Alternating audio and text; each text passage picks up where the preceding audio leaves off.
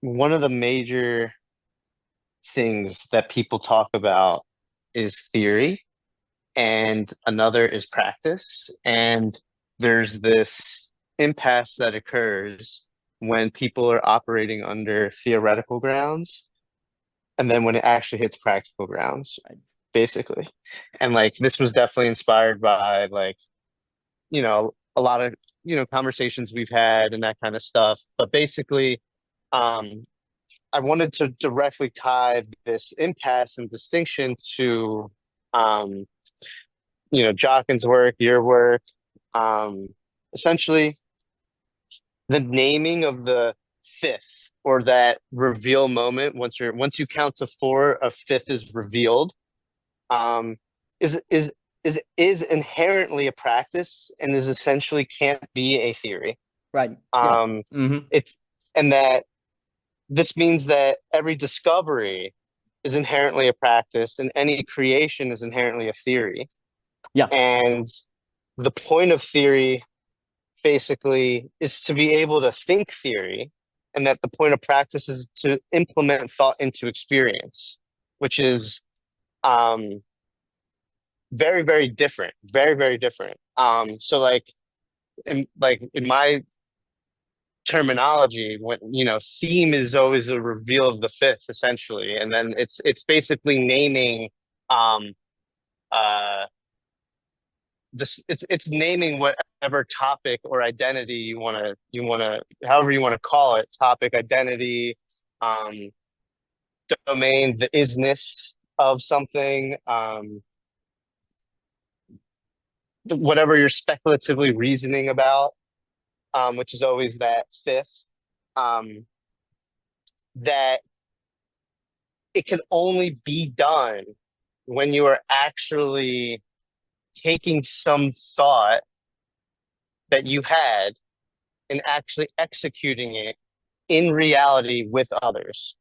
And then that execution of thought. So, how I'm seeing it is when you're thinking theory, you're basically thinking dialectically, from what I understand Hegel.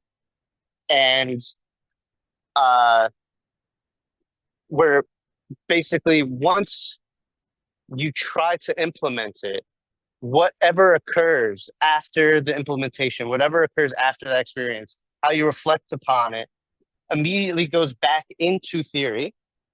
Like the point is that the practice is truly the unthought, in the sense that it's not thinkable, it's not something that you can think through, it's something that you bring with you into the experience, and then that experience can end, that however it temporally unfolds, which is a whole conversation in itself, all the different ways an experience temporally unfolds. And the second it ends, it goes right back into theory. And the reason why I'm saying this is because the notion that any theory can save the world is fundamentally like misunderstanding what theory is. And that like the Marxist thrust of taking this theory and like implementing it.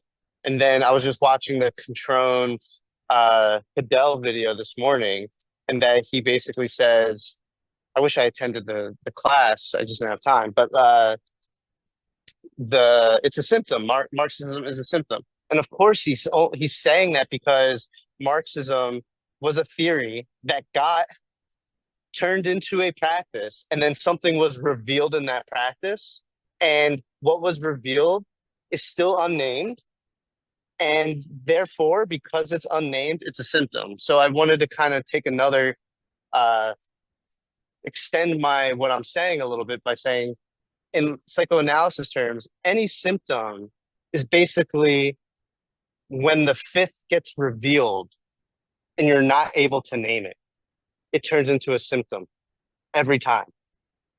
But if you're able to name it, it's not considered a symptom, but I would actually consider it being healthy. Literally, just like it is the uh, it is the continuation of what be what healthy means in that place and time for that particular dialectic that you're bringing into practice. Um, so yeah, just I could say more, but I think that's like I think I established enough to start the conversation. So I'll pass it off. Well, that is delightful. And Chetan, it's good to see you, Chetan. And Daniel, it's good to see. I know, but it's wonderful to see everyone today. And thank you, Mr. Luber, for everything you shared there. It's very interesting because it makes me think a bit. You know, I was speaking with Tom at Parallax, and he asked me, "How do I think of myself?" Because he said, I think of myself as a pragmatist. And he asked, "How do you think of yourself?" And it was really a lovely discussion. We talked about Under the Wing.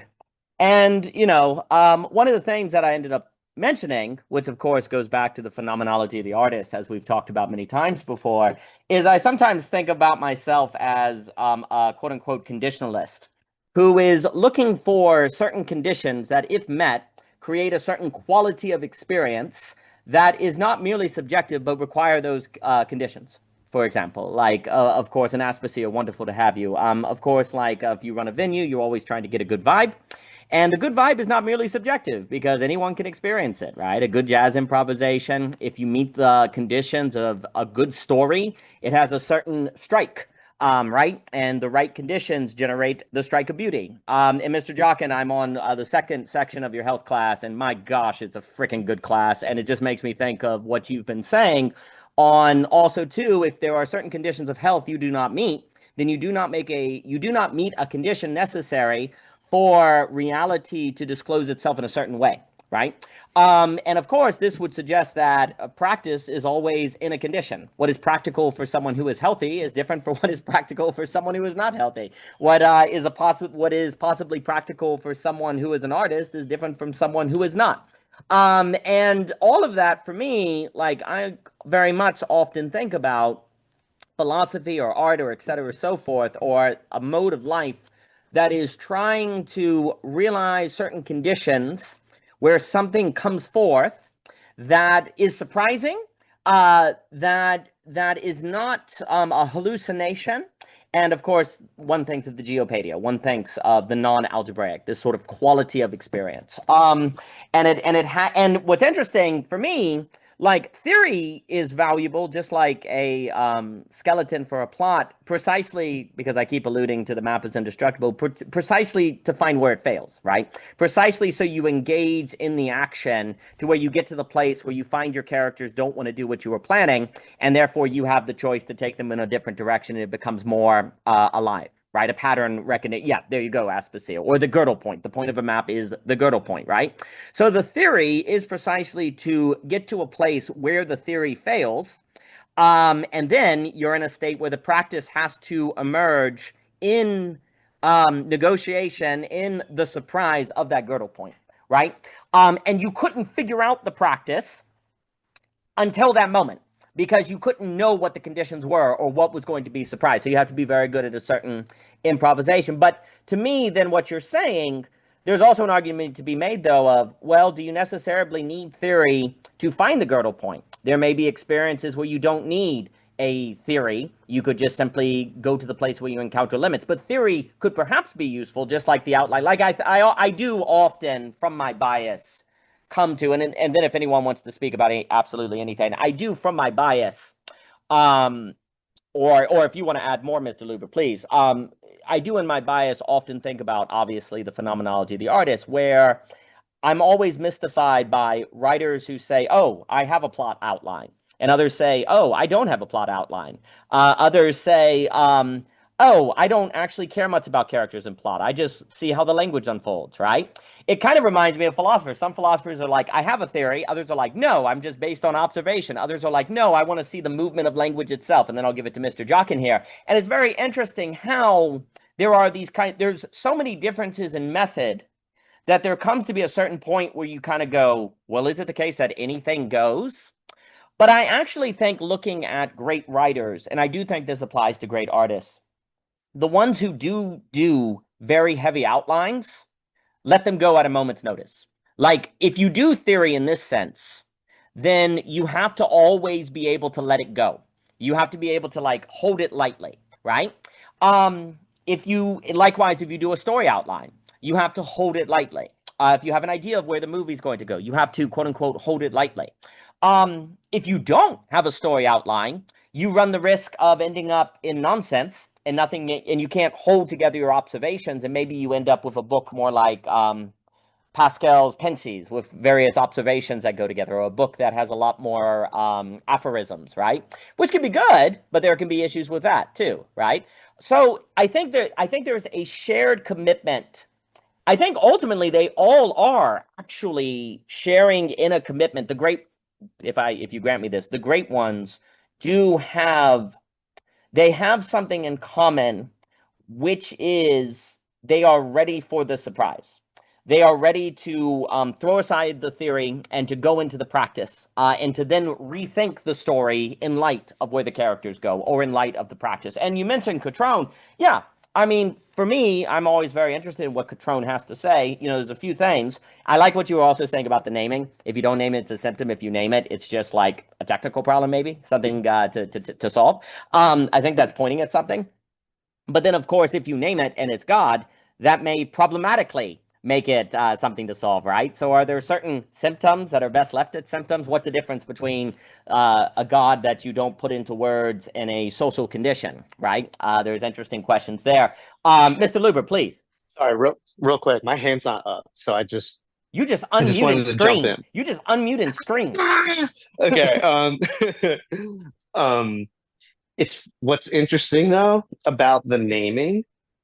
Like, for example, I would argue like my theme is a fifth that's a reveal. And when you look at thematic structure, it is thought that's dialectic in a certain sense, but it can only be thought. It can only be it's only during the actual execution that that thought even comes up. Like when you're thinking about the story, when you're outlining the story, even you have to be outlining the story. You have to be there. There is a movement in the actual story itself that basically the point is that the naming can only be named when it is a direct result of experience as such or practice as such. It can't be and the naming can't be on the theory side at all. It has to be completely within the practice itself. And then you're able to name it. And the whole problem with naming it and then calling it God actually is ignoring the fact that the name itself emerged within the practice because it emerging within the practice, it's actually antithetical to call it God completely because to say that it's God or something that's just like removed from the practice is ignoring the fact that the naming was emerged from within the practice.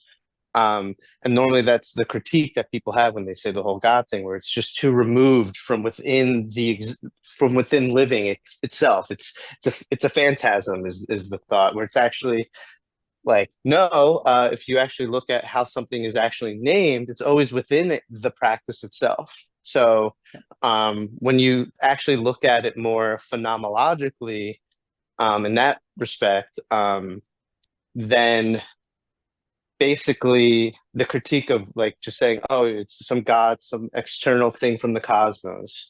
You're actually missing the point completely, and you're not taking like seriously, basically, this phenomenological perspective. The critique does make sense if you don't take seriously the phenomenological perspective. I would give that critique as well, Sure. but yeah, we're taking phenomenology seriously, and that's what happens. Sorry, I just wanted to jump in and say that. No, that's exactly Anselm's point. I think the ontological argument is very rarely properly understood. Anselm does not really call it an ontological argument. He's basically saying that unless you're on your knees, whatever God you're thinking about is not God. And so this is the kind of funny thing. He's like, you can only disbelieve in God from a place of believing in God. Okay. But then of course, if you're on your knees, that necessarily is the practice in which God exists, right? So the only place in which you can actually argue that God doesn't exist is from a posture of belief. Now, of course, in the map is indestructible, this point of Anselm is actually used to talk about the problem of internally consistent systems, which is you can only disprove a system from within a system, of which if you assume the system, it actually rewrites the fundamental axioms about what constitutes a proof, meaning that the system stands. It is indestructible, right? So basically, if you take Anselm properly, you actually can only disprove God from a place of believing God. Does that mean the existence of God corresponds with reality? Maybe not, but you can't. That's exactly what Anselm said. He's like, well, but you have to believe to say that. But if you believe, then you wouldn't say that. That's the issue. Anselm's argument is pointing out the issue of internal consistency, right? Now, that's why the argument, it is an argument of coherence that if you take seriously, it means all practice is always already theoretically situated as itself. And you can only disprove that theory from within the practice, but the very doing of the practice gives reality to the theory. So they justify one another. So Anselm is all over that. And I don't think actually, in all honesty, there's a paper in Second Thoughts on Anselm's, and obviously in the map is indestructible. There's more to say on Cutrone. Also, I sometimes think about labels, names, and poems as various distinctions. And what ends up happening with God is you try to make it a label. And I use names differently in this article, when really it's a poem in the sense of when the name of God is more like a poem, et cetera, so forth. There's also a lot to say on Cutrone, but before I do that, I will say that I don't think Anselm's argument has haunted us. Like people are like, that's a stupid argument. And then 5 weeks later, they're like, maybe there's something to that argument. It kind of haunts you. You're like, I can't get it out of my head. It's because it's pointing to this issue that you're getting at, Mr. Luber. I will pause and I will give it to Mr. Jockin and then Michael. Mr. Jockin's coming to Virginia. I know. Going to be there in a couple hours on the way. Beautiful. On the way over to pick up Javier at the airport and then seeing all you guys in a bit. Yes, looking forward to it. So I wish Javier was on the call because I think what Luber's saying was a lot of the conversation Javier, myself, and Luber were talking about this morning in our private chat. We're talking on our DM about this. To back up for 1 second, I do want to push back on Luber on one point, and I think it's because theory, as Theoria, as I talk about in the health course, is a kind of witnessing. So Theoria gets translated as contemplation as well, and it's a kind of witnessing dispositional state. Now, the distinction, though, I think Luber is making it fair, because it's kind of so thus like it's an activity. You do an activity at Theoria. It's not this like. It's not thought by itself. It's an activity of thought. And in particular, they just kind of give a clarity about it. What is the object that's being used in Theoria? One aspect of it, especially I think the way Luber's critiquing it, is when it's with ideas. When ideas, which is against why I have a personal stance and make a distinction of ideas versus eidos on exactly this point. Ideas are artificial arrangements that people get tripped up in. And they have the object of, they're like these objects of necessity as ideas that have to fit within a certain map coordination.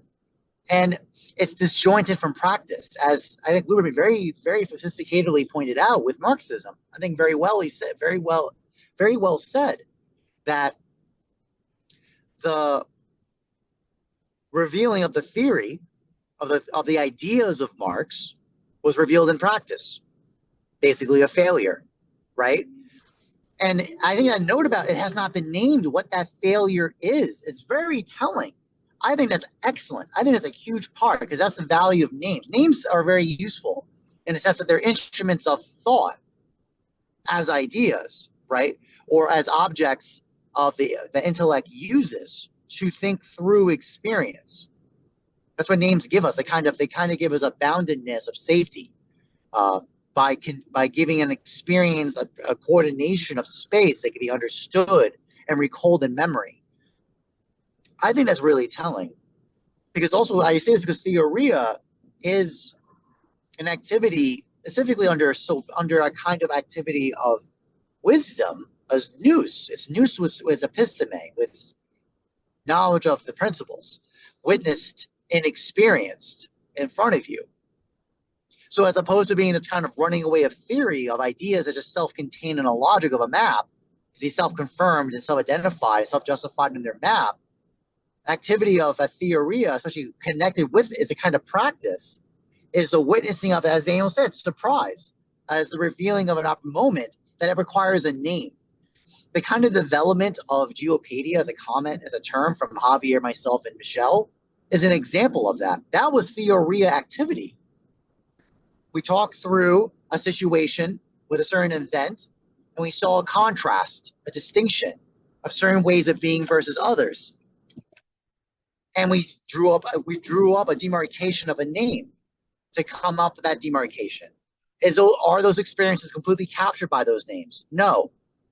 But they do good enough of a job to help us map out, orient our relationship to the experience, and then think through by abstraction how to apply it in different places. So thus, hey, we saw that stumping ground. There was this experience that was very unlike the school classroom of philosophy.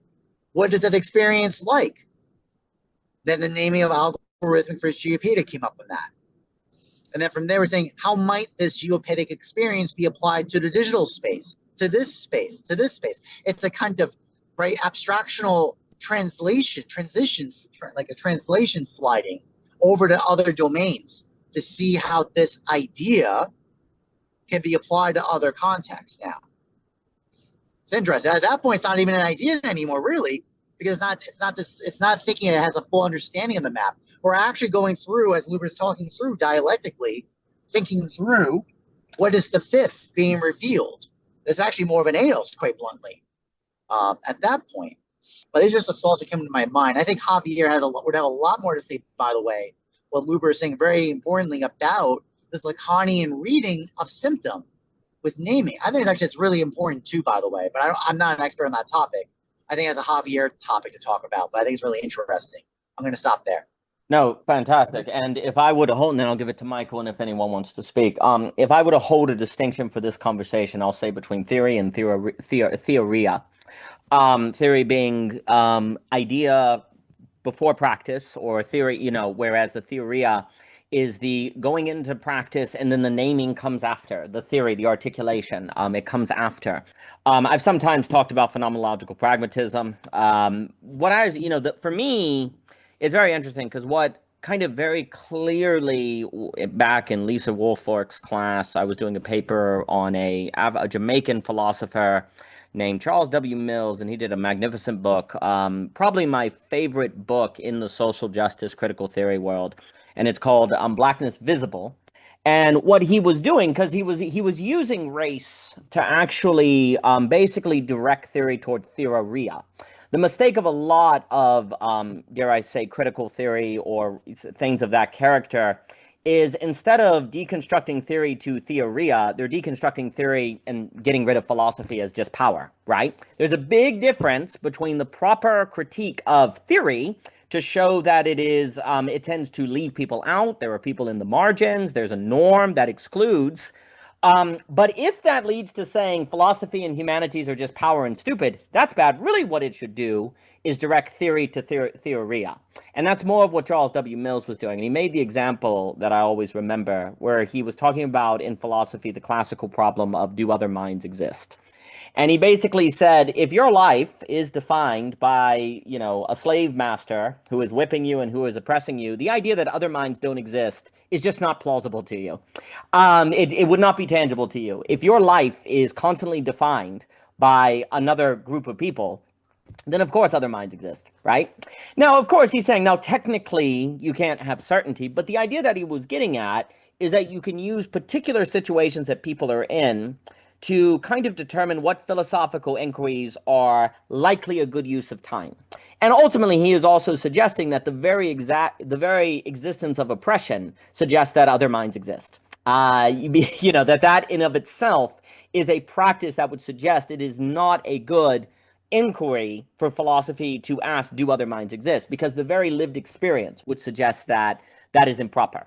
So what he's trying to do is basically say, and he makes more examples, but he's trying to say that philosophy needs to be, what would it mean for philosophy to take seriously lived experiences that will remove certain questions that we can spend a whole lot of time on and waste time, and instead be based on theoria.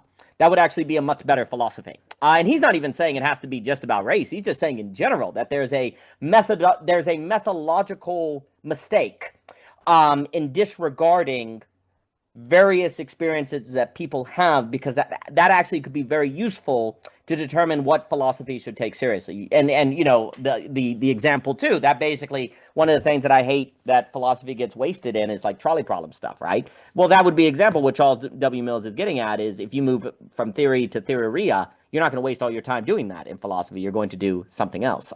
That was very big for me, because that also made things like economics, sociology, like in the Philip Reeve sense, sort of these, and the phenomenology of the artist, that also kind of just helped clarify this difference between theory and theoria, even if I didn't have that language at the time, to lead to this emphasis on sort of a certain conditionalism. And yes, I think basically what Chetan is suggesting on the, you know, the death of the left, you know, long live the left, can there be a new left?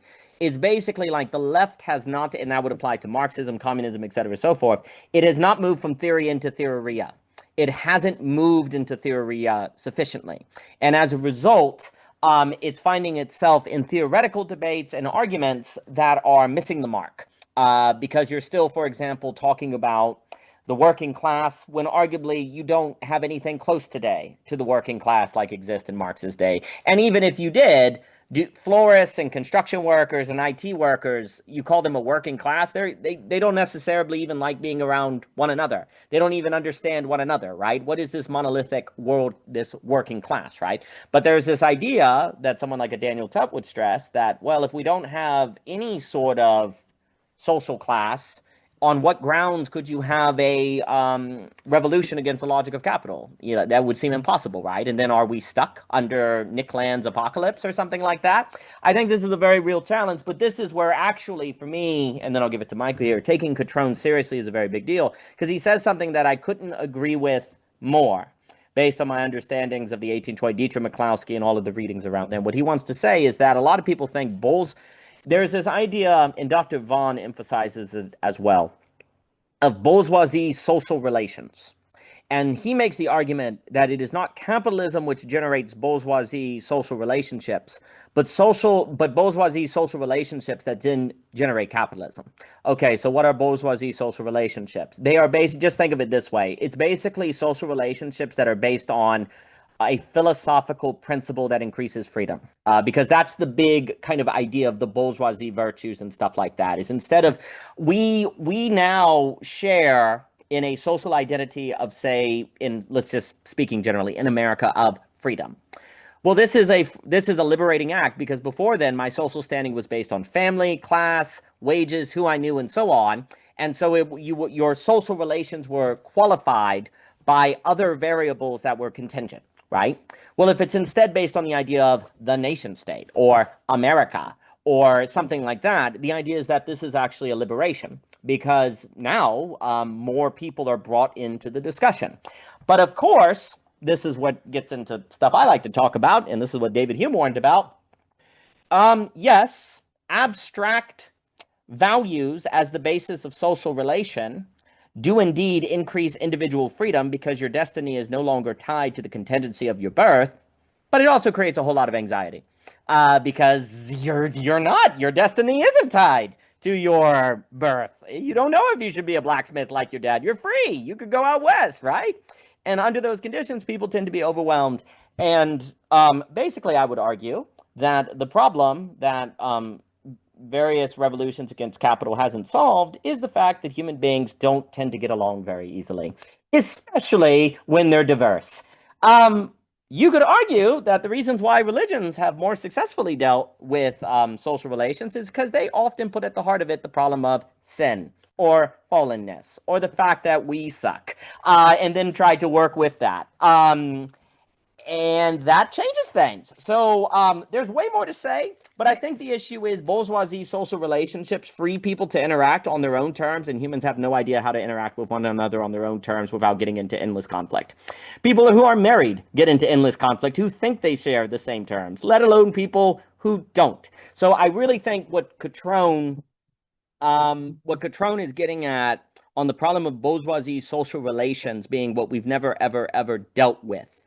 That is actually very much for me the issue, because I go back to, well, we've talked about it before at the net, the birth of boredom in the 1820s with the Industrial Revolution. We go back to the Great Enrichment.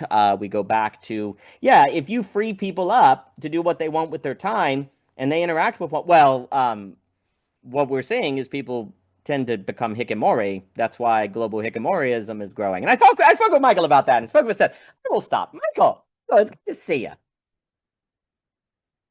Good to see you too.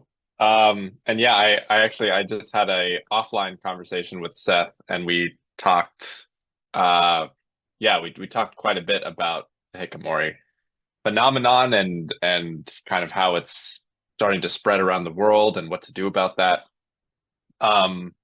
But the points you just made me think about this book that I read in undergrad. And it was one of the few like sociology texts that I read that was, I think, really on the mark about and very much in the kind of Theoria, now that I have that language, space. Is called The Pedagogy of the Oppressed, and it's by Paulo Freire. I think it was released sometime in the 70s. He was a South American sociologist at that time, where there was, a lot of liberation movements in South America, lots of revolutions, and so it kind of came at, like, on that upswing of kind of like liberation psychology, sociology. And what he argues, among other things, is that the traditional form of education, he calls it like a banking education, where basically professors deposit information into like passive students.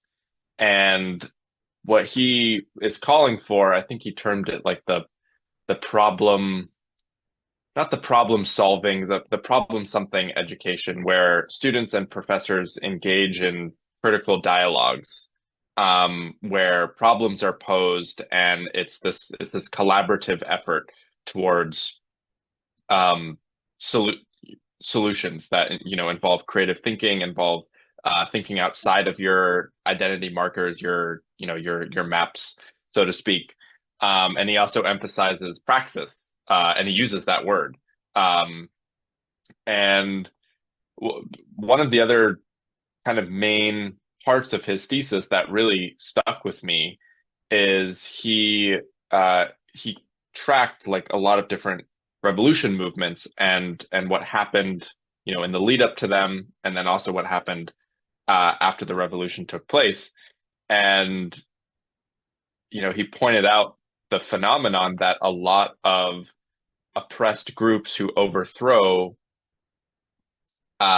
regimes end up becoming those very groups. And history is doomed to repeat itself. And so, he was kind of really making this argument that, like, if you're going to do a revolution, you have to really take that seriously, and you have to really think through how on the other side of the revolution there's going to be a government put in place that attempts to tolerate difference, attempts to build relationality across difference. And it also just made me think, I just watched this movie a couple of days ago called Valkyrie, and it stars Tom Cruise, and it's about the last failed assassination attempt of Hitler. And it's really fascinating. I did not know about this at all.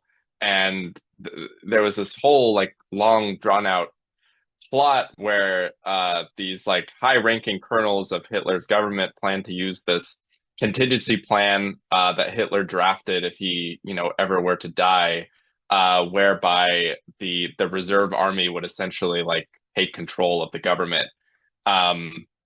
And the guy who like spearheaded the movement, Colonel Stauffenberger, I think was his name.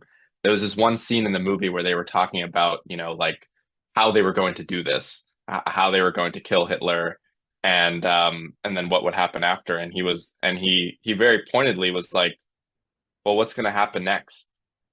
Like after we kill Hitler, like what's going to happen next? And even he, who like was the brains behind the whole operation, could see that was like an important question to take into consideration. You know, it's not like you know, you do something like that, and then all of a sudden all these people who were, you know, loyally pledging their allegiance to the Führer are all of a sudden going to just you know, change their ideological views.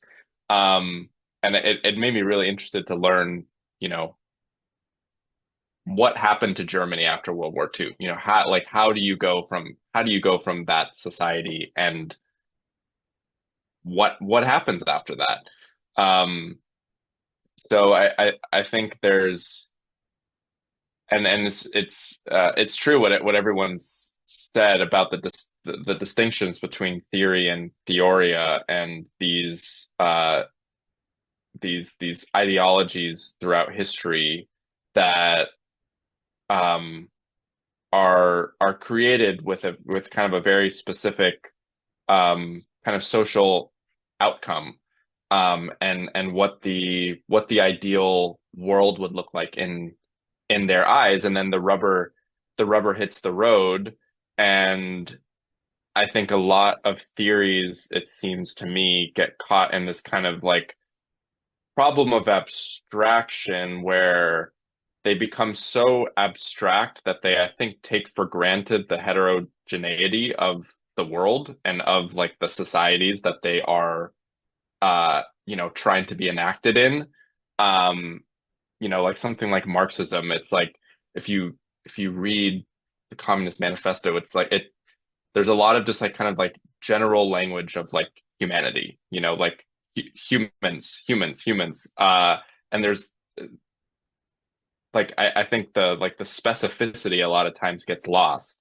And then when you try and enact something like that, and you realize, you know, not everyone has that that value structure aligned, and then that creates, and then is there,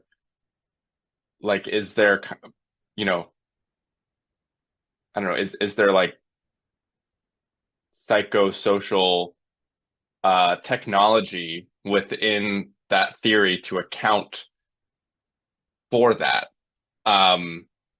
And instead of an outcome oriented theory, what would it mean to have like a process oriented theory, where, you know, something like toleration of anxiety, something like, you know, deep relationality across difference is the thing, like is the theory in and of itself, and then is the practice, as opposed to a kind of very finite end goal that, even if it's realized, there's like, if your goal was like the flourishing of humanity, there's such a multiplicity and such a entropy within all humans. And if your goal is the promotion of like the complexity of people, a finite, like, okay, you know, our end paradiso is, you know, where like all titans of industry are destroyed, and like, and wealth is like evenly distributed. It's like that's a very like flat, and like, you know, John Vervaeke makes the distinction between complicated and complex, and like that's like a very like kind of uncomplicated end that seems like it would really require a lot of, you know, surveillance to enforce, right, and to keep that, and that's what you see, and then that inevitably kind of eats itself from the inside. So yeah, I'll pass it back there. Look, don't be upset that you don't have any Palantir stock, okay? I know you're just bitter that you didn't invest in Palantir, because it's really gonna make a difference. I'll give it to Daniel and then I'll give it to Chetan. No, everything you're saying. So for me, encounterology, a way just based on the wonderful language that Mr. Jockin has given us, encounterology is based on this question of theora versus theory. And a kind of theory of theora, and it has to be like all thinking has to be from the raw encounter itself. And then of course this is interesting because when you go through, say, psychoanalysis, where is there quote unquote theory and where is there theora? And you go through every single philosophy, like is it all, where is it, where, right? And to think through that distinction. Yeah, for me, like what ends up happening, and on this question of bourgeoisie social relations with Marxism, et cetera, so forth, I'm quite a fan of Postrone and people who emphasize the value form, which the high majority of Marxists will laugh at and hate. They want to emphasize the labor theory of value. They want to say that labor equals value, basically, where someone like a Postrone wants to emphasize that in Chapter 1 of the Capital, there is a value is distinct from labor. Now, the argument that I try to make in the situation of capital, which opens belonging again to 2, is that labor, what Marx describes is that labor is used to quantify value. But value itself comes from a apprehension, a judgment, of which is sociologically conditioned, that then has to be quantified to make it socially intelligible. And labor is how you make it socially intelligible. But here's the rub. What I would say that Chetan is pointing to with bourgeoisie social relations is we have not figured out how to have free relations without eventually introducing a way to quantify the values of those social relations that then kill them. We move into quantification versus quality. Because without quantification, if I can't quantify my values to say this is worth $50 because it's because of the labor that it took to make, and there's a critical distinction in Marx between labor and work, I would say, in Chapter 1, that suggests that labor is a sociological category, necessarily. You know, if you just go in a field and dig a hole, you're not going to get paid for that, right? You have to do something that the society values. It has to go into exchange value from labor value, et cetera, right? So there's an entire situation, an entire sociological situation that makes labor a means by which to quantify value.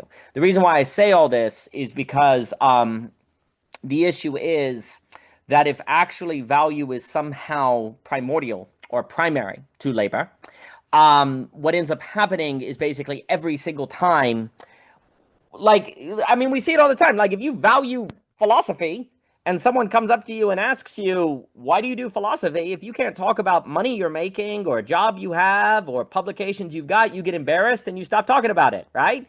Because if we can't quantify and thus make intelligible what we value to other people, we don't talk to them anymore. We don't want to hang out with them anymore, or we feel deconstructed, right?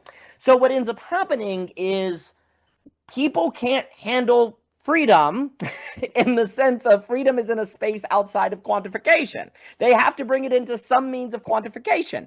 Now, I'm not saying quantification is bad, but we need to be able to bring things into quantification and then go back out of them, or not form habits where our very means of valuation is habituated by the means of quantification.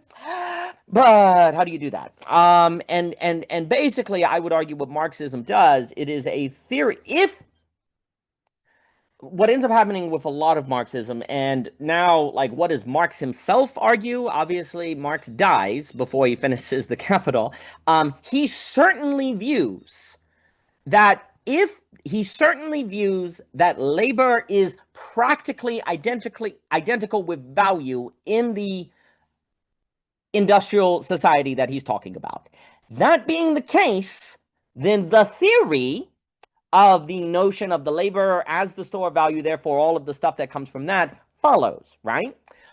But then the issue becomes, if there are different sociological conditions, then you would have to go back to Theoria. You could argue even that in Marx's day, that the treatment of communism following from the practical truth, if not technical, but not technical truth of the labor theory of value, was a Theoria, because it was based on the industrial person and what people were going through, right? But what ends up happening is, if it begins to overfit, because I think the key, I do think Karatani is correct when he says, for Marx, the communist revolution had to be global. It had to be global. It could not just be a single nation. Well, what ends up happening is it wasn't. And then you get into stuff like Call Planier with trade agreements and militaries and navies and blah, blah, blah. But the point is the following. Avoiding quantification and staying in the value would require an ability to create Theoria that never ostracifies, solidifies into a theory that we can't then abandon again. It has to have a certain mobility in the rules of thumb that we have. That's hard. That's a hard mode of subjectivity.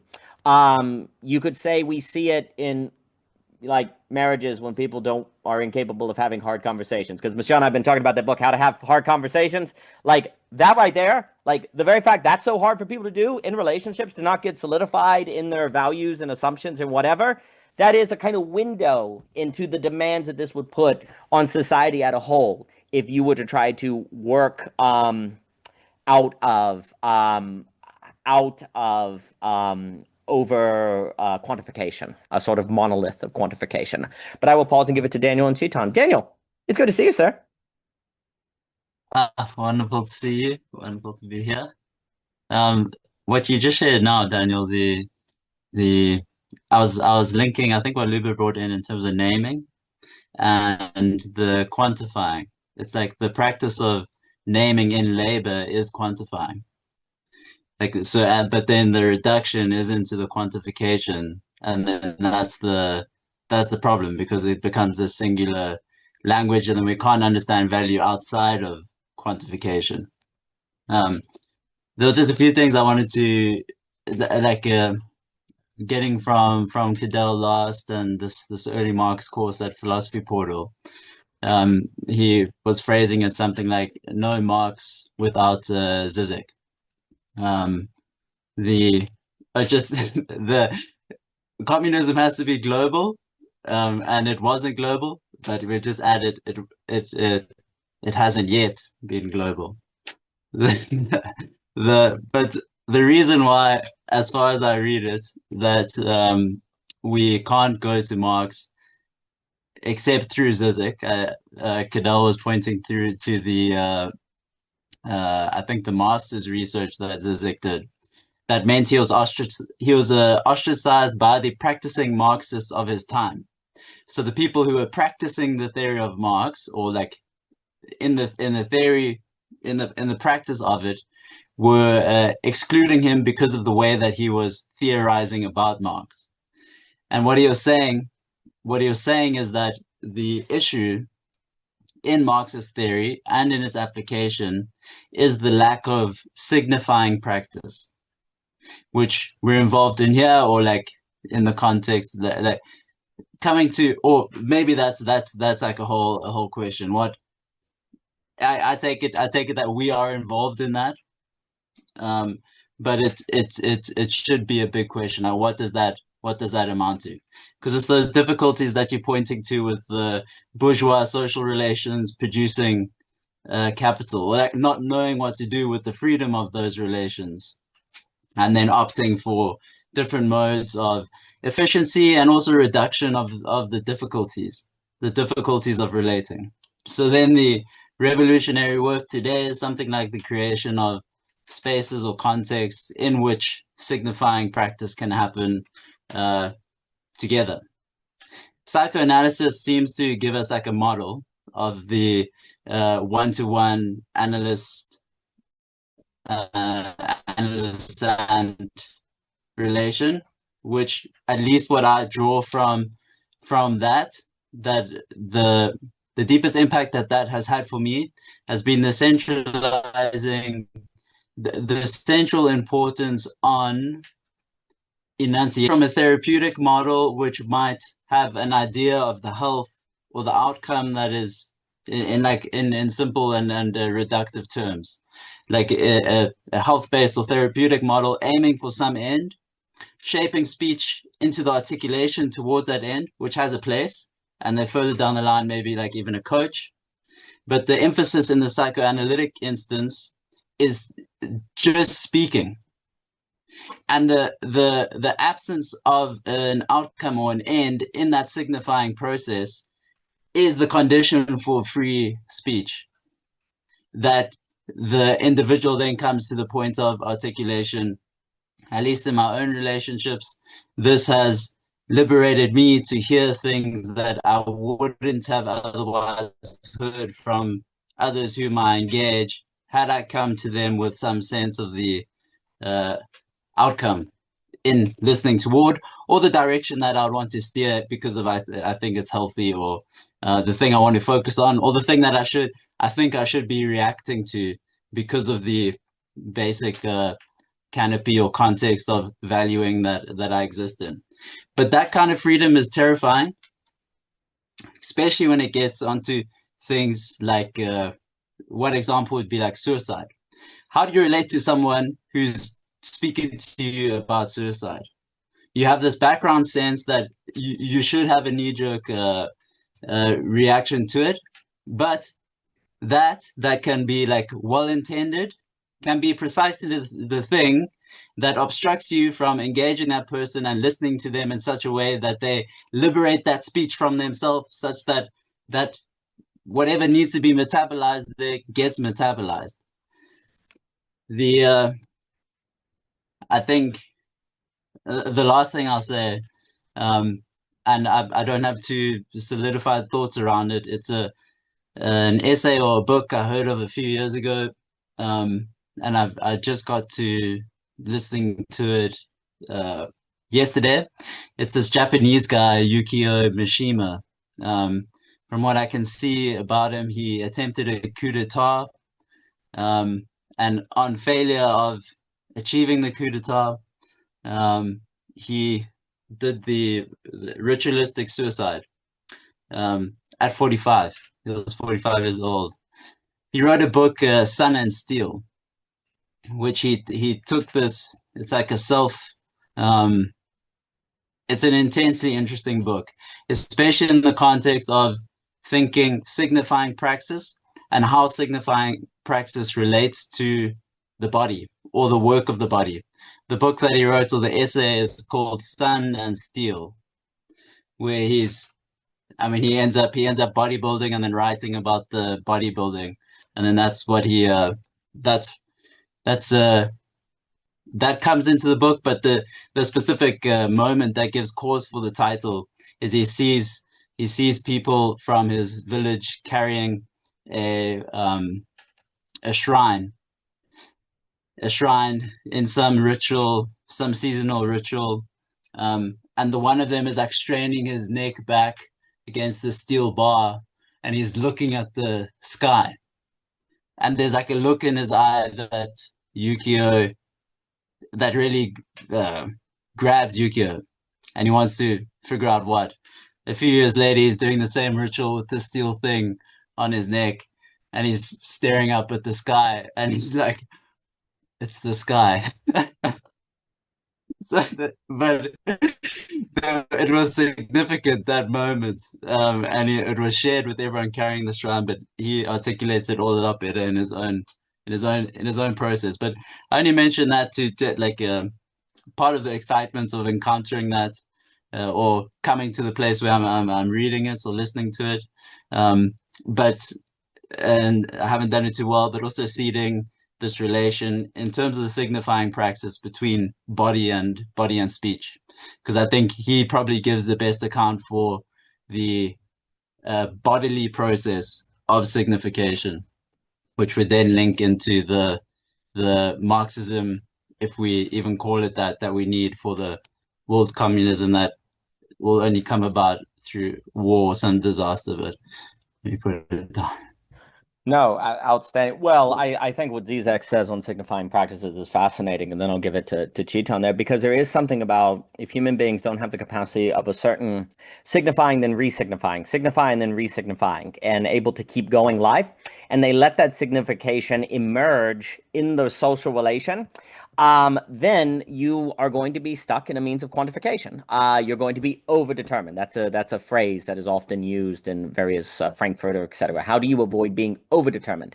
You know, I was speaking with Studebaker and the great Michelle Bowens on this idea of, clearly we are determined by capital, but can we be not overdetermined by capital, right? Can we avoid overdetermination? And that ability, and also too, you could easily argue that human beings, this is what Nick Land's basically saying to people. He's like, doesn't look like humans don't want to not be determined by capital at all. They seem to enjoy being determined by capital to a certain degree. And also people tend to like not get along unless they have that shared social intelligibility, right? So how do you have enough of an opening for a kind of re-signification or determination, but not over-determination? And to this question, just going back to Mr. Luber's opening remarks, I think are very, very important.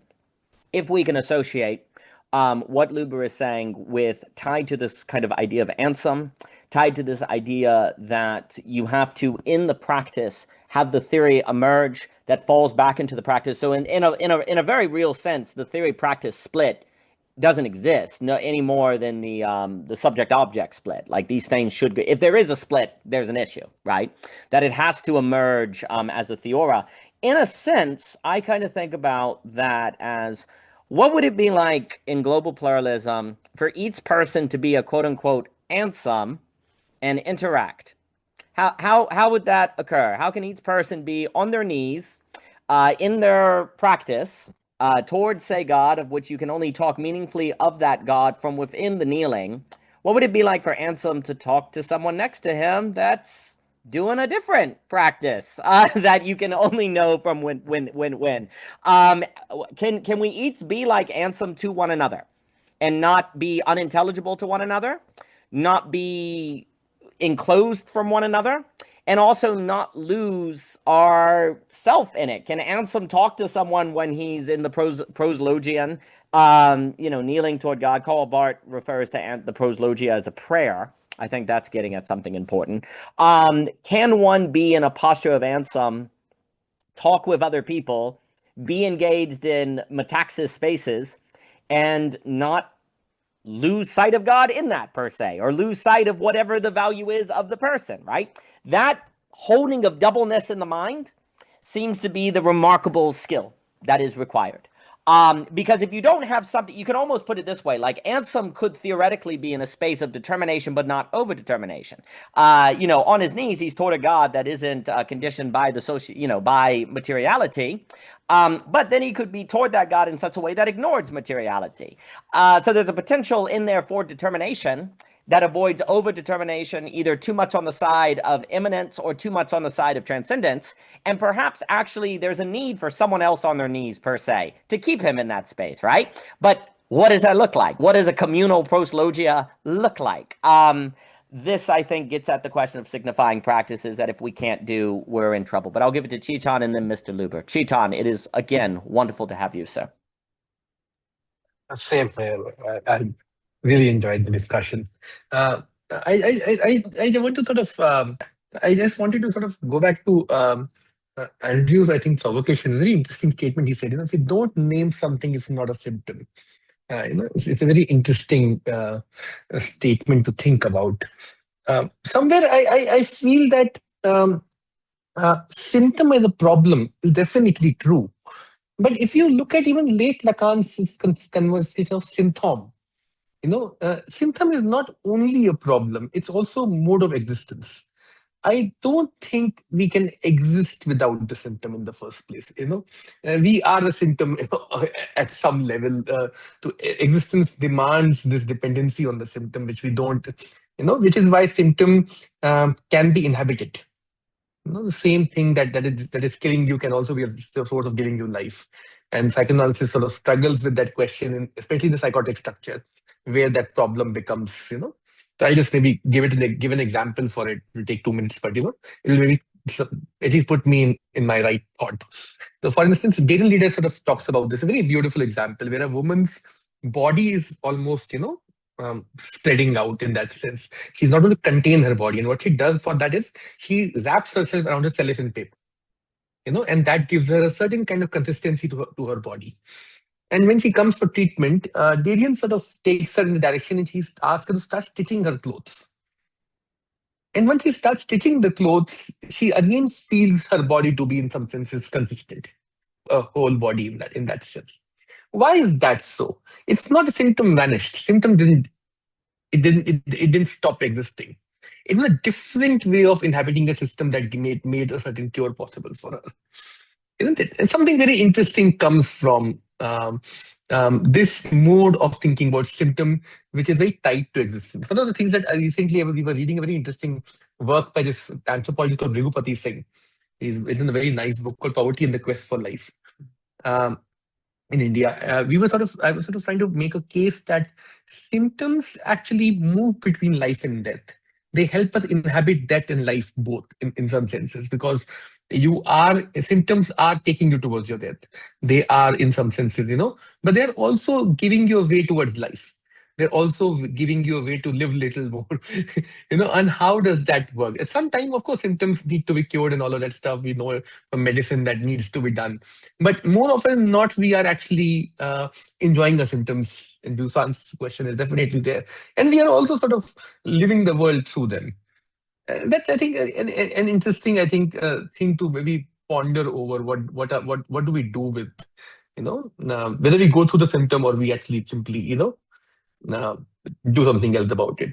And then that, I think, takes us to the question of theory and practice in that sense, because what can theory do to the symptom? I think that's a one way to frame that question. What can theory do for the symptoms?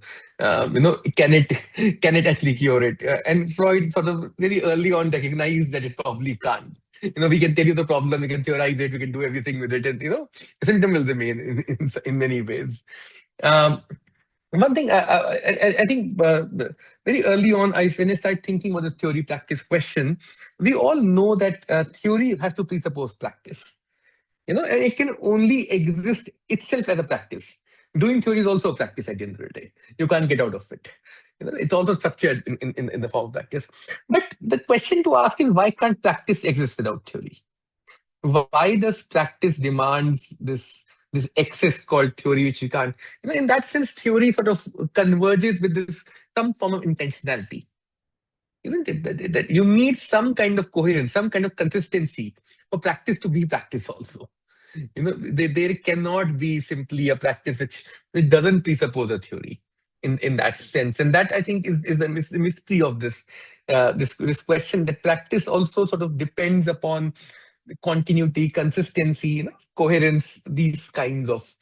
I remember Foucault in Deleuze has a very nice talk online somewhere. If somebody Googles it, you will find it. I read it long back, where he was trying to argue that we need more local connection between theory and practice. We don't need this overarching connection. We don't need theory to be true to relate to practice. There is something else that theory and practice have to do than simply theory being true or false. So when we in universities, when we sort of start teaching these things, we teach theory simply from the lens of something is true or false. And we think our work is done.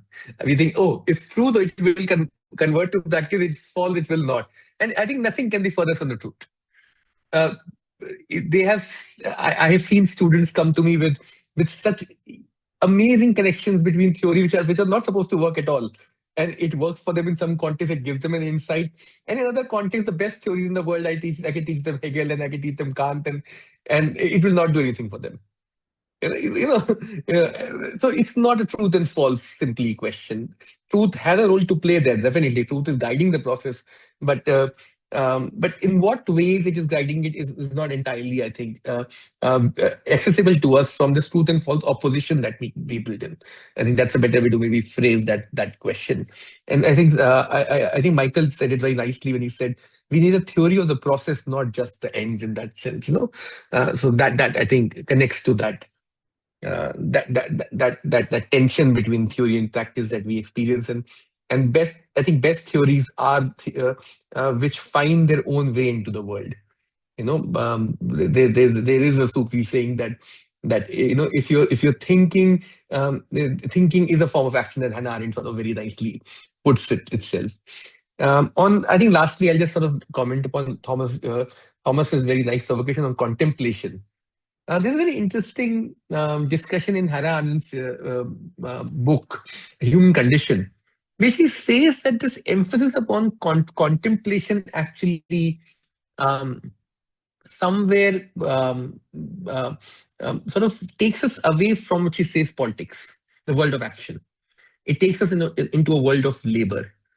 The point is not contemplation is bad or good. That's not the point. the point is to think about this tension between theory as an isolated thing that we do, and its relationship to what forms of action it produces. So for Hannah Arendt, there are three forms: labor, work, and action.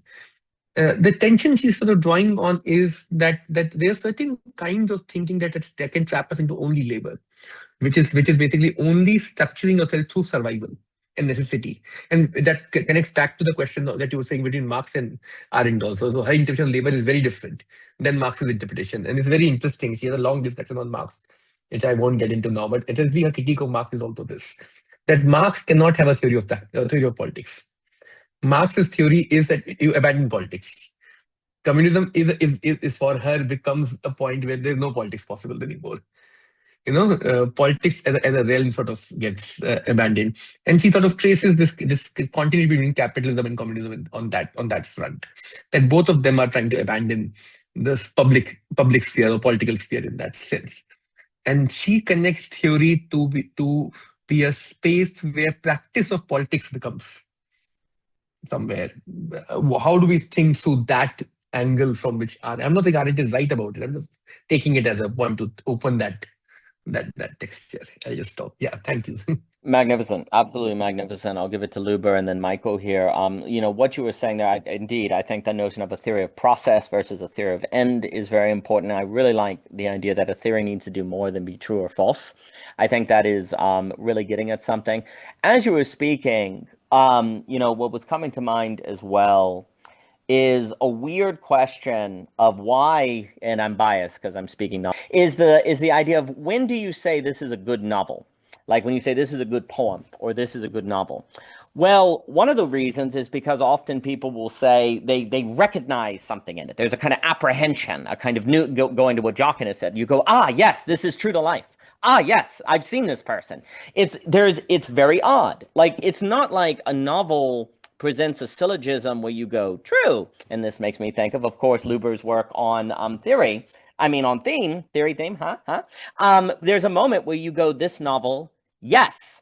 There's like a yes, more than a true or false. There's like a yes that occurs, right? I do wonder if actually theory is more like literature in this sense than it is a syllogism. Like there's a way in which what we're doing is in practice is in the same way. There's this moment of where you're moving toward a kind of recognition. And I think also perhaps this question of theory, of Theoria versus Theoria, et cetera, might also be tied a bit to what we talked about last week. And Christian and Clayton, wonderful to see you, gentlemen. Last week when we were talking about onto this kind of bring back new, this sort of thematic, you have an experience of the strike of beauty, you have an experience of something, and there's how do we go into the future and meet the conditions of bringing back new, this kind of thing. That is an activity of seeking a certain recognition, a certain sort of apprehension, almost like what great literature is doing. And there's a way in which one is trying to bring back new, if you just grant that phrase with hyphens in a Heideggerian way that we came up with last week. There's a way in which you're trying to live a kind of literary life in the sense of creating the conditions of a certain, there it is. And I suppose the issue, which I love this question of, is practice possible without theory? Is possible without practice? But what about practice without theory? What does that even mean?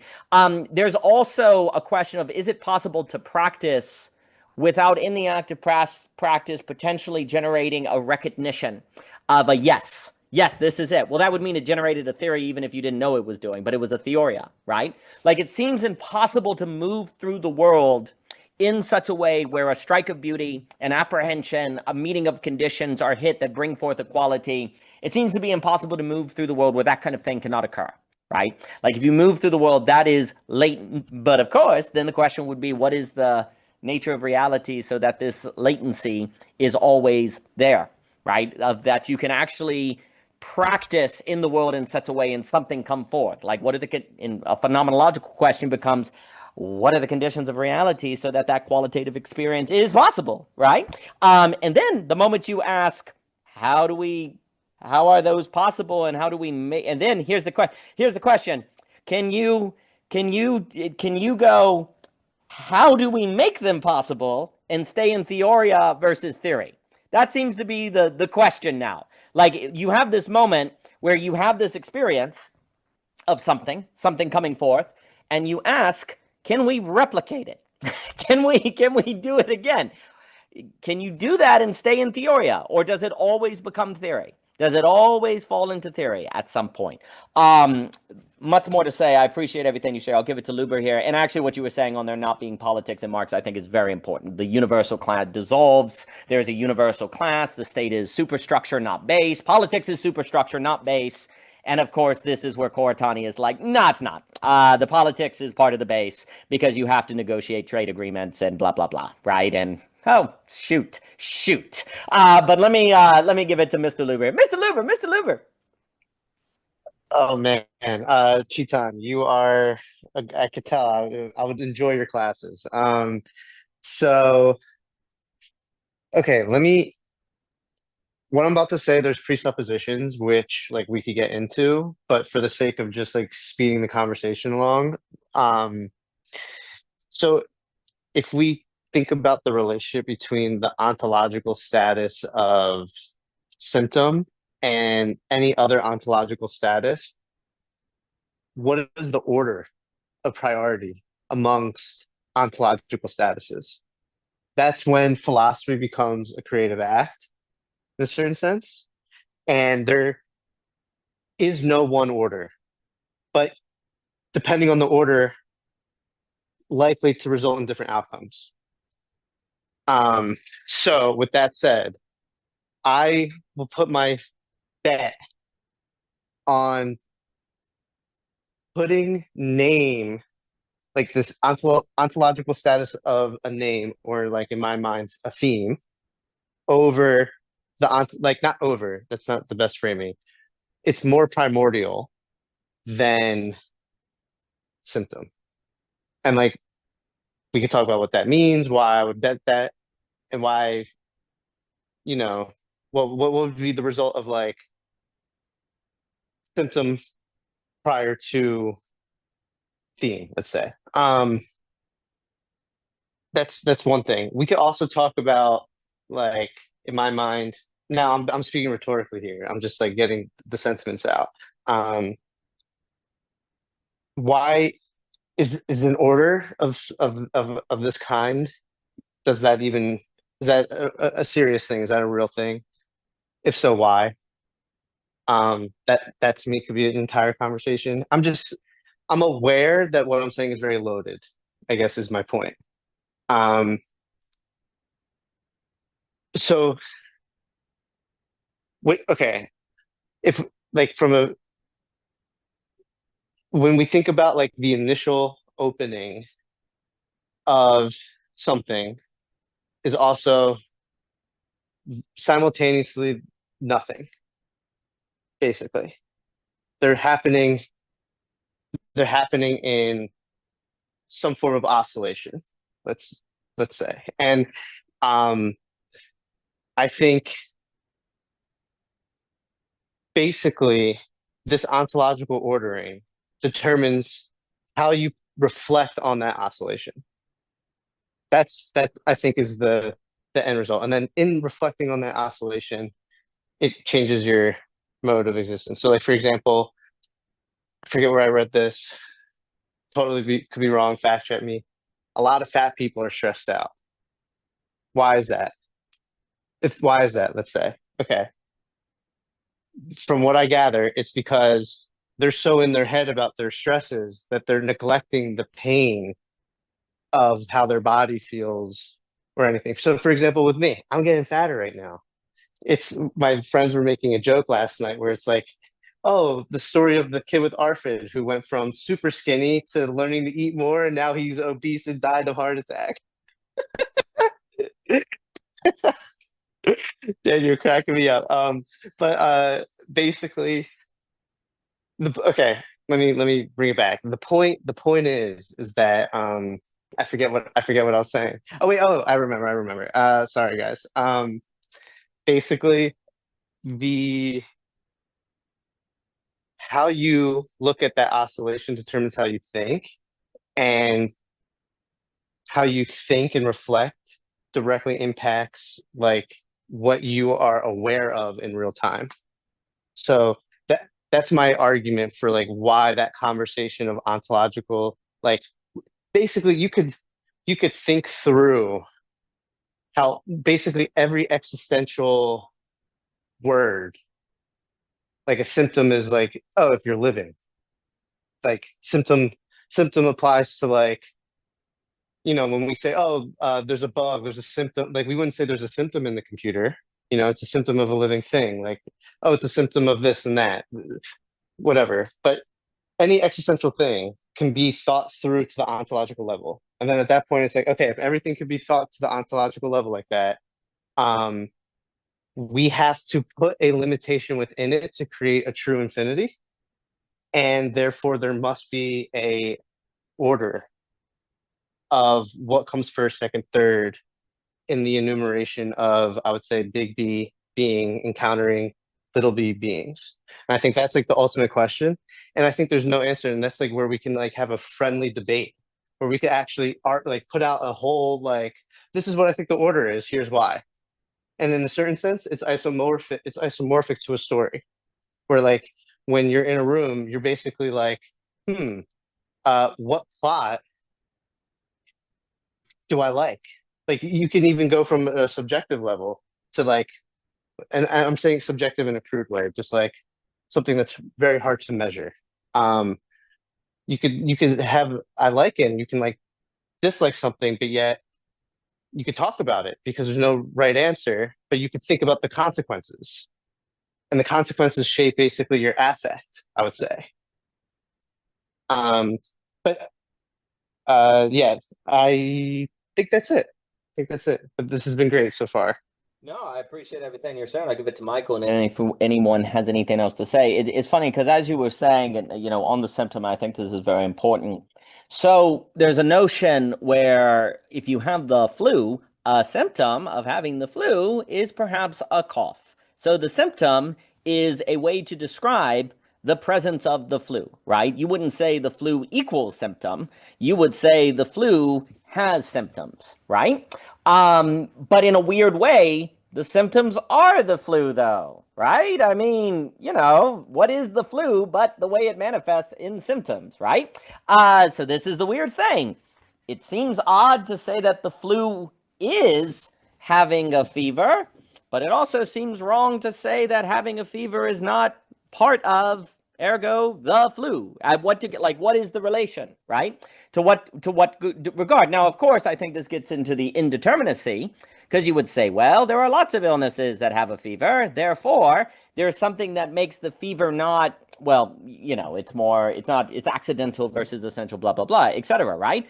But in the concert of all of the other symptoms, and I think this is like the concert of all the other symptoms, then you would say it's the flu, right? So there's also something about the human being that when we talk about the symptom, there is also a question of, is it symptoms that are indicative of a condition that is being human, right? So is there something about, there are symptoms of the flu that are evidence of and in a way equivalent to the flu. So there's an interesting relationship that perhaps is occurring to generate joy. In the same way, when we talk about the symptom, is the symptom evidence of being human? Like we have a symptom because we are human of whatever. Now, of course, what is the human? Is it defined by lack, or is it defined? What is the human that generates X symptom, right? Now, of course, in Zizek and all these other cats that I think Catron would point to is that freedom is the place where symptom emerges. Freedom generates symptom, right? Because I think this is the way I want to put. And let me clarify that.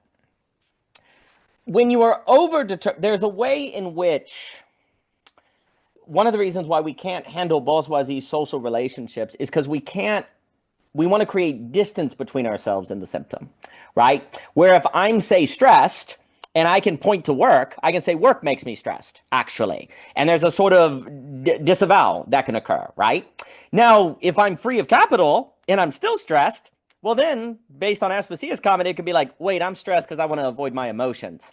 Oh, dang it. You have to kind of own the symptom. The symptom is you. It's part of you, just like having a fever with the flu. Well, we don't like that. So we want to go back to the logic of capital so that we can kind of disavow our symptom, right? So there's also an issue here that as you move toward freedom, you which is necessary to move away from overdeterminacy to determinacy, which of course you could say the determinacy here is that you are determined by freedom to have a symptom. Like, it does not seem as if you can just have freedom and not have symptoms. I mean, you could argue that's like a religious teaching. You're all in sin. We all suck until you go through practices of purification. Therefore, you have to tarry with the negativity per se, right? But as you move toward freedom, there's more and more of a way in which the symptom has to be identified with the human, with the being, of course, and the subject, right? But then, of course, the question becomes, why is it the subject generates symptoms, right? Like, what is it about the subject that makes symptom emerge, right? Like, if you were to say, like, what is it about the flu that generates a fever? You'd get into the qualities of what it is that makes a fever occur, right? So likewise, if we have to ask, what is it about the human that generates symptoms, of which then that seems to be an ontological question, which would then mean the symptoms participate ontologically to a certain degree, and that becomes more clear as you move toward freedom. Well, this is where people like Zizek are talking about a certain essential lack, that there is something about subjectivity that is fundamentally lacking. And I think this can be tied, if we're taking what you're saying on theme, which I think is so important. Subjectivity is necessarily formed in relation to theme. A certain command, a certain sort of, orientation. Because when you have freedom, you are then looking for a principle by which to determine that freedom so it doesn't overwhelm you. But how do you do that without losing the freedom, right? Like, that's kind of, to me, very often what theme is trying to arise at as a theoria versus a theory, right? Like, theme is trying to be a theoria, which means it is a directionality that emerges in the freedom, in the suchness, in the living out of that freedom that then leads to a theoria, right? And so that is necessary. And you could argue then theme as such is necessary because freedom that has no determination is nothingness. There's nothingness, right? So it immediately has to have a certain determination in order to not be nothingness.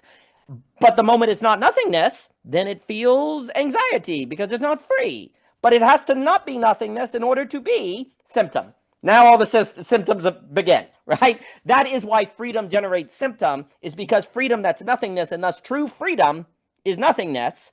Freedom, in order to be free, has to have a certain limit. And this is getting into the Hegel emphasis on limit. So freedom is only itself because of limit. What?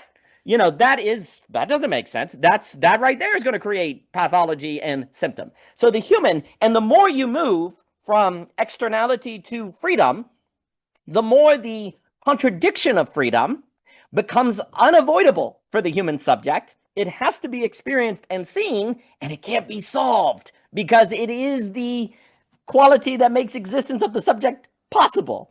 So what are you going to do with that? Get mad at my wife. Get mad at work. That's what I'm going to do with that. I'm going to project it out. That's what we're going to do, right? And so, in a sense, the theme, if I were to put it in terms of the thematic command based on your very important book, is like, do not let the determination of your freedom so that it is not nothingness lead you to wanting to disown your freedom. Well, how do I even keep it, though? Because determination gets rid of freedom. Figure that out. Well, by definition, you could only figure that out as theoria. You cannot figure that out as theory. If you figure it out as a theory, you're done. It's Austrian economics or capitalism. It has to be figured out as theoria. But I just want to drink my carrot juice. Well, no, figure it out. So anyway, Michael, let me throw it to Michael. Michael. Right, it's carrot juice. I keep thinking it's mango juice when I see it. So freaking obvious. Oh my gosh, it was obvious all along. I mean, mango tastes better, but you have to determine your freedom so it doesn't destroy you with sweetness. Anyway, Michael. And you have to make sure your carotenes are up. You have to make sure you're still able to see and perceive. Yeah. Yeah, this has been great. And what you just said about freedom requires limits made me think about earlier in the conversation when you were alluding to how the loss of givens creates more kind of paralysis and how that can actually lead to kind of a societal fragmentation and decay as opposed to a unity. And it makes me think of Jonathan Pajot just had this amazing woman on his podcast who wrote this book called I think it's called The Divided Soul, Duty and Desire. And she writes about duty and desire as these kind of like two potent forces within us. And the book was inspired by this conversation she had with a family member where he said, pretty much every story comes down to the story of the prodigal son. And so she's fleshing that out, and she's using the story of the two brothers as kind of icons of duty and desire. So you have the younger brother who goes out and squanders all of his money and wealth on frivolous pleasures, and then comes back, and the dutiful son who has stayed the whole time doing the right thing. And she kind of makes this argument that like most of us kind of skew one towards one or the other. But interestingly, like her kind of conclusion with that isn't to say like, okay, like if you're kind of more towards the duty side, like all you need to do is kind of just like dip more into the desire to kind of like balance out the scales. She's like, no. Like if you go back to the Bible, and you probably find this kind of tension in most of the kind of holy scriptural texts, like the kind of satisfying like resolution to that is unifying duty and desire towards the same end.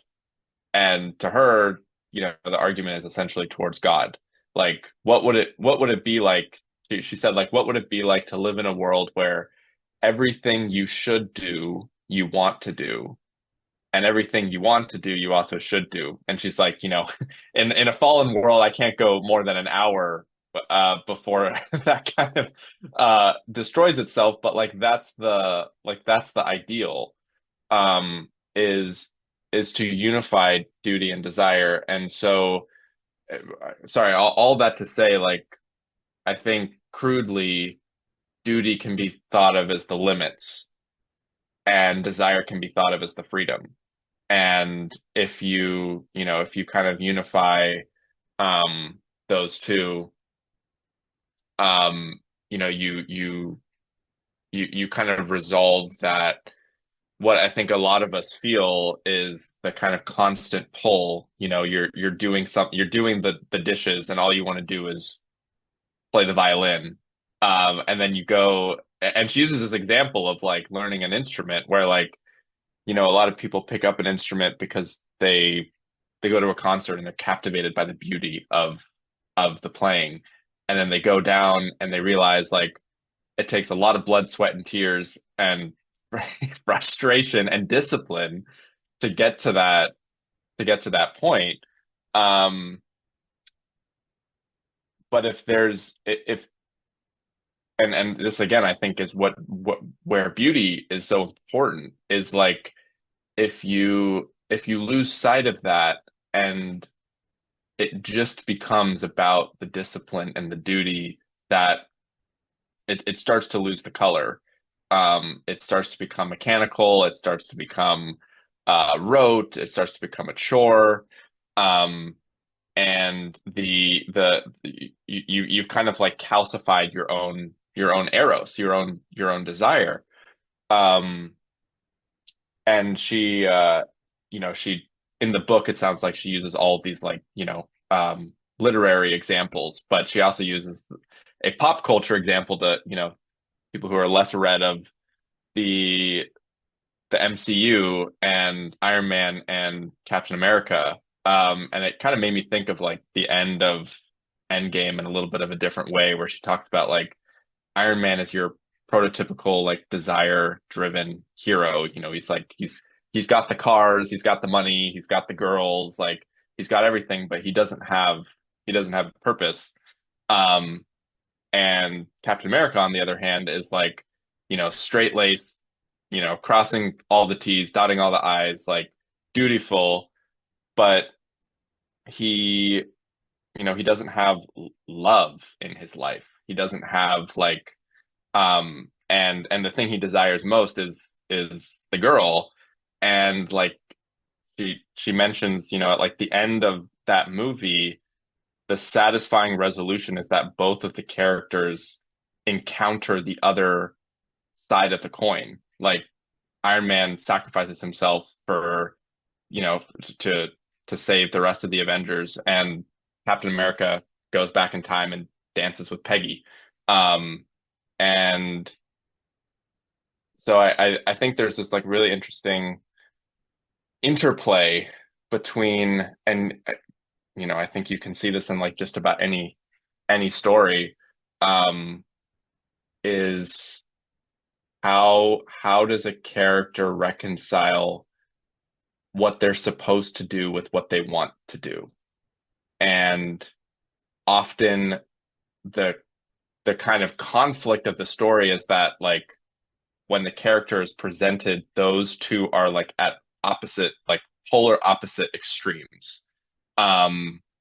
And like to kind of, and that causes immense stress, right? Like we were talking about, like that causes immense anxiety, because when you're doing the thing that you feel like will give you ultimate happiness, there's something hollow about it, and that causes an anxiety. And then when you know, when you try and encounter and trying to live up to what it feels like you're on the planet to do, well, you often fall short of the mark, right? You often don't meet that ideal, and you often fantasize about, you know, how simple and how easy life was before you had responsibility. And so, yeah, like tolerating that anxiety and living in that liminal space seems like really, really part of the jam. No, I think that's very well put. And if anyone has final things, that was wonderful, everything you said, Michael. If anyone has things to say, yeah. For me, on this idea of limit, loving the limit, that gets into Hegel. There's this idea in which a way that one can view Hegel's critique of Kant's noumenon is there's a way in which the noumenon is presented as a certain stopper, a certain hit against.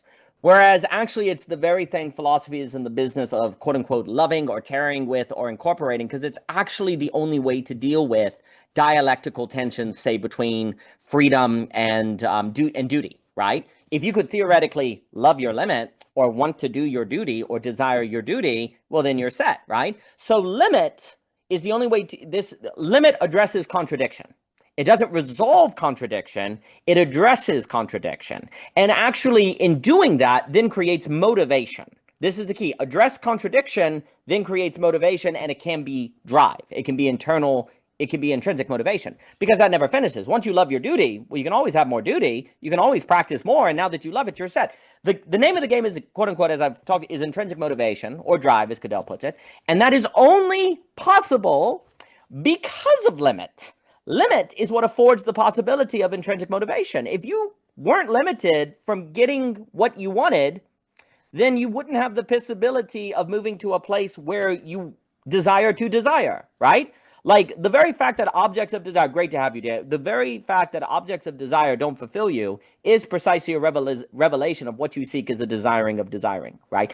Which limitation makes possible if you desire it, if you love it, if you seek it. Right? But that requires, as Mr. Jockin has spoken about, a certain virtue, a certain level of health to handle that, et cetera, et cetera, et cetera, right? That's not only the limit of creation, but the creation of limit. Yeah, exactly right, Jason, from what Cadell said. That's exactly right. So limit, like philosophy has been obsessed with contradiction. So it's like two moves. It's like contradiction is outside of reason, so cast it aside. And Hegel's like, no, bring that in. Oh, and bring in your noumenon thing into the phenomenon. You put those two together, ta-da! We have a way to deal. We can address contradiction and turn it into drive, actually. And the human is arguably not happy without drive. They're not happy without intrinsic motivation. We don't want a thing. We want a state of wanting that is tied to a certain possibility of the strike of beauty, etc., geopadia, etc., as we've talked about, right? So if we go back, and then again, if anyone has final things, I'll run here. If we go back to this idea that based on the symptom, we were talking Lacan symptom, the idea that being human entails symptom in the Lacanian sense. And there's this question of does theme come first in Luber or the symptom? And there's the idea that the symptom comes from the very fact that the human must be free by determination, or else freedom is nothingness. And if it's determined, the freedom is lost. So that creates a certain contradiction that symptoms arise from, that then if we over-identify with the symptom versus the ontological condition, we miss the mark and we get trouble, right? Like if you over-identify with the system, over-determine yourself by the symptom versus dwell in the symptom to get at the ontological condition, then you end up in trouble. But if the thematic command is something like, don't let your determination needed, so freedom is not nothing, make you disown the freedom. And I would say that the failure to follow this thematic command, if we use this language, is why we haven't had bourgeoisie social relations, as Catrone say, not get over-determined by capital or fail. Because it all comes back to this. Like what Catrone is saying is the reason why you get capitalism is bourgeoisie social relations. What are those? Those are social relations defined by philosophical principles and values as opposed to bloodlines, families, etc. And it's a very real liberal relation. But if you free people, they then don't know how to interact or they hate each other. So then they seek new determination to make up for that freedom, to limit that freedom, and they tend to do capitalism. Capitalism comes from bourgeoisie social relations versus bourgeoisie relations be created by capitalism. This order is really freaking important because if you don't get this, then you'll think that all we have to do is get rid of capitalism and then humans will be free. No, they'll create a new determination immediately if they don't know how to handle each other. So the thematic command that has to be followed for bourgeoisie social relations, not to suffer auto-cannibalism or seek a new overdetermination, a new structuring in a psychoanalytical sense, is you have to follow the thematic command, don't let your determination needed, so freedom isn't nothing, make you disown your freedom. So people have to follow that command. How do you get people to follow that command? How do you create a social order? How do you create schools? How do you create politics, economics, of which people follow that command? How do they choose that command? Because they have to absolutely choose it. They have to choose to follow it, right? That's the absolute choice thing. They have to believe lack is not nothing versus lack is nothing. They have to identify with this limit on themselves and to own it.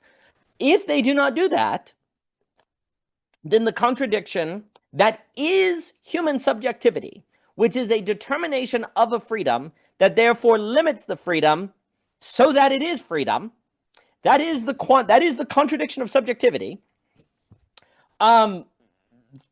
Because of that contradiction, we have to follow that thematic command, or we will somehow make decisions to disown our very subjectivity, which is the point by which new interactions are possible that could generate a new social order.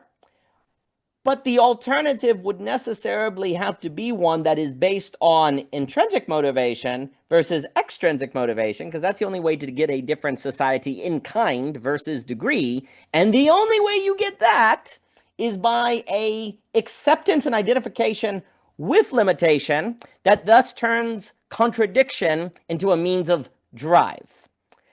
What kind of spiritual work, philosophical work, educational work, fill in the blank work do you need to do so that people do that? Well, ladies and gentlemen, that is the $1 million question. We'll start with carrot juice. I actually drank this entire bottle of carrot juice. That's how much fun I have with you fine people. The whole thing. Were you speaking about a specific directive or theme that would kind of We were direct speaking people? on Luber because before he left, he was talking about is naming or theme or symptom come first, and all sorts of fun loaded terms based on a mixture of storytelling, Lacan, Hegel, and other things. Pick your own adventure. So we were talking about that a little bit. No, theme. The key with theme for Luber is that it's multivariant. Like the thematic command is open, even though it has a certain directionality, and that's why it's trying to strike a certain middle between, you could say, a relativism or a normative claim. That's what he's constantly always trying to do. Does he have an example, or do you have an example that you think is fair to his point there? I would say, so for example, if we take this thematic, first, he's got a wonderful book that, so there's a thematic command of, and Michael, great to have you, sir, and I'll run here in a minute as well. So for example, if you take this idea of don't let the determination needed for freedom, because freedom has to take a form. Like you have to manifest freedom. If not, it's nothingness, right? So it has to have a determination. But don't let the necessity of freedom to take determination mean that you don't own your freedom or that you never make a choice, right? Choose something. That's open because there's like countless ways by which you could do that. But it is not too open per se. I know that's an abstract example, but that would be an example we've been using in this conversation. But would it? I mean, is there a theory here that at some points we need to move toward the concrete and away from the abstract in order to realize the efficacy of this? Absolutely. The whole conversation, a lot of where the conversation started was Luber was making the point that and Jockin also picked up on it, that in Aristotle, there's a difference between, you could say, theory and theoria. Theory is where you have an idea that you force practice into. Theoria is when you carry out a practice and determine the conceptual framework arising out of the practice itself. And actually, for Aristotle, you can't even do theory except in practice, in action, because otherwise it's just an abstraction. So absolutely, the theme is fundamentally theoria versus top-down theory. Got it. And specifically, a kind of theoria which is thematic. And so is there something essential to Luber's concept of theme, which creates this like balance between, freedom and impetus to act? Is that kind of defined? Yes, sir. And that is the work of the entire book, is to succeed in that. So, and I think it's a tremendous book, and we're going to guilt him to put it out sooner. Dang it. Got it. Okay. Well, I'll look forward to reading about that. Yeah, I'm really curious about that because you'll maybe draw from my work that I don't find myself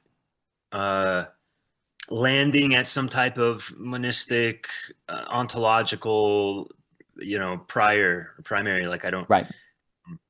But then, as Luber was talking about the idea of, how do you, I mean, he was talking about something interesting, which is like an ontological sequencing, which I imagine is kind of like some type of metaphysical framework where it's like, how does the one beget the many? And you can kind of pick an explanation, and then we can talk about our explanations and see, like, compare, contrast, whatever.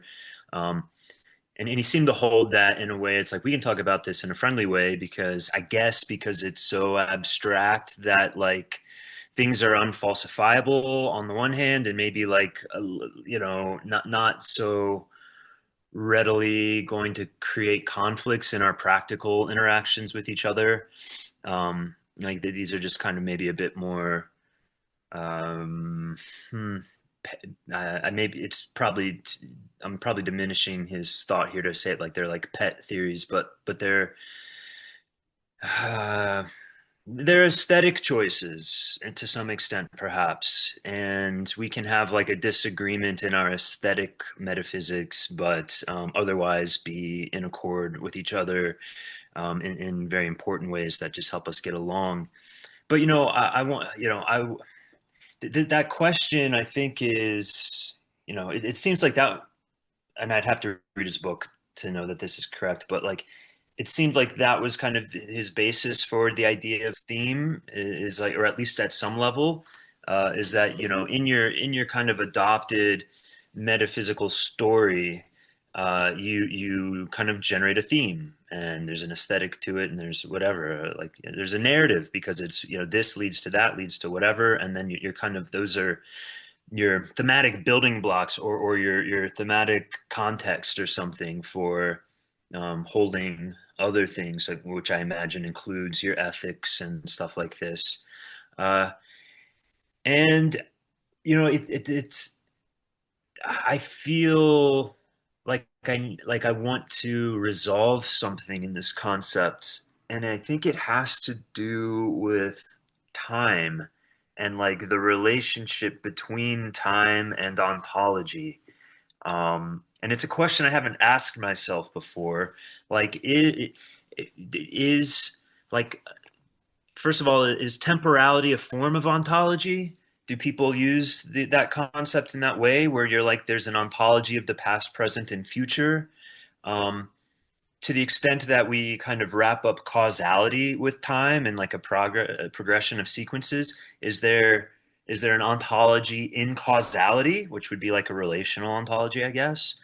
Or is ontology more like substance oriented, first there's the one and then the two, or something like this, and we don't, I don't know, like, is there like a hierarchy of your metaphysics, where it's like, first you start with ontology and then you move into causality or relationality, right? Or it's an interesting question, and it's something I ran into with Pierce when I was studying his metaphysics and his firstness, secondness, thirdness, because he holds that these three are fundamental, and like there's always all three. He doesn't say first there was firstness. Mm-hmm. Firstness for him is more of a type, right, than an actual, like, more primary. It's not the most primary. It's just firstness in a certain sense. But then he says that he believes, I think, that like human consciousness is the first time where firstness, secondness, and thirdness, being like, as I would call it, like abstract phenomena and substance, all kind of come together in a single instance or entity or whatever. And I struggled with that, because then it just demands these really difficult questions of like how to understand the relationality between these primary metaphysical concepts. It's like, in order to say like, first these three things were not together and then all of a sudden they were together, that assumes, in my opinion, something more primary, like something that forms the basis for this like emergent collaboration, and then that upends the three as the most basic, right? And so it's anyways,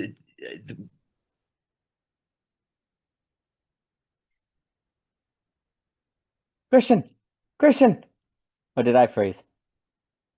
Oh, I froze. The how to make sense of substance ontology, causality, temporality, and I guess I'll end by saying, like, the fact that I find an ambiguity here makes me want to think that, like, the kind of narrative based theme, where it's like, choose your kind of processional narrative, this, then that, then that, then that, that there might be like actually a whole other domains of themes of in kind, which are equally valid starting points, which are not that same kind of process oriented starting point, which then I mean, if I were to think about that longer and commit to it, it just says that there's a kind of broader scope of themes for us to kind of hold next to each other, right? Like your theme might be just not even different in character, but very different in metaphysical kind than my theme, and that's That's interesting. And I've been playing a lot of chess lately, which is a fucking crazy game. And it's metaphysics is kind of like chess in that it's like it's beguiling in the infinite possibilities, like more so than you might think. It's just like maybe you're wrong, or I don't know. Maybe it's just a deep kind of um, human limitation that we overestimate the limits of complexity in any given domain.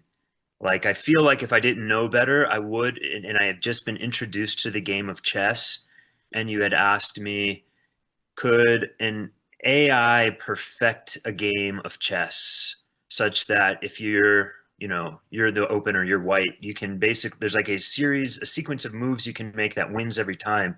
I think I would have leaned toward yes.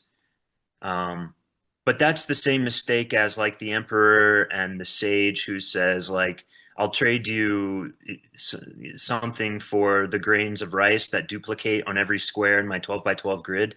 Like we have a hard time seeing exponential growth, like imagining it. Same with, even more so with complexity, because you have exponents upon exponents, and I don't know, maybe there's something fun in that our metaphysics, it's just I don't know, it's like a Mandelbrot fractal or something where it's like there's just this infinite non-repeating complexity, and I don't know, that's a fun idea for me at least.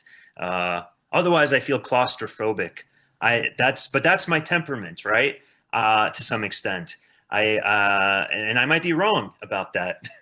I might be wrong about that. And there is like a more kind of final metaphysics to be discovered. But my feeling is no.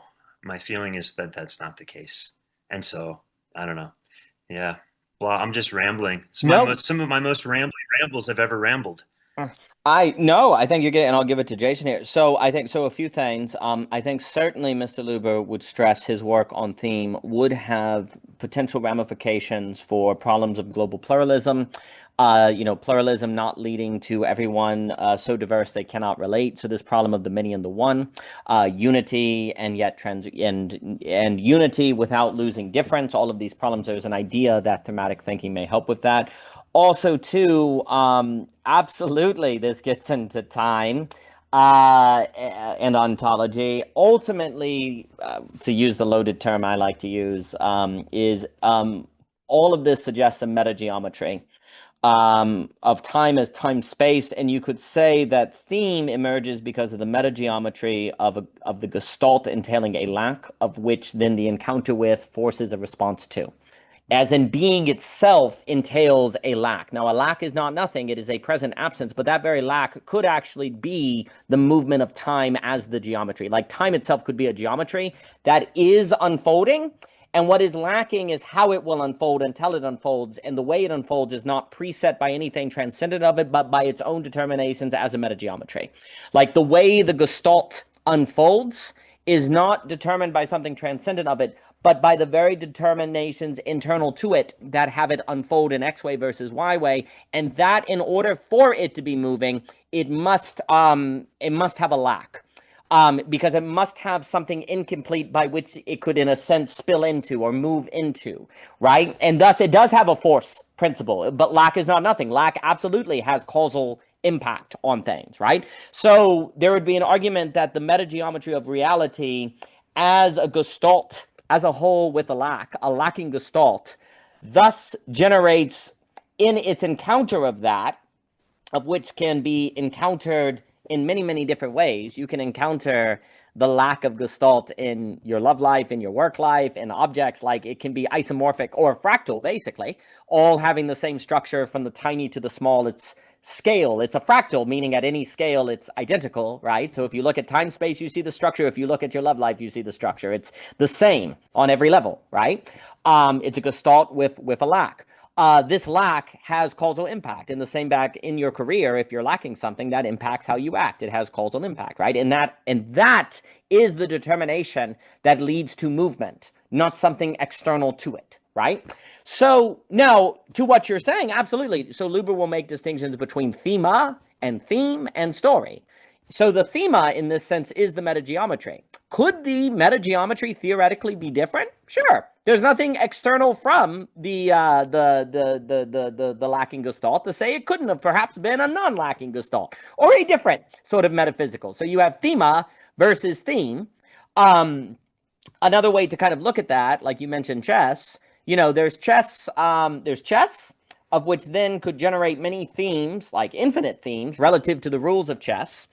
But the thema between chess and I think it's called kesma, where the king can move 2 spaces instead of 1, those are different themas, different metaphysics.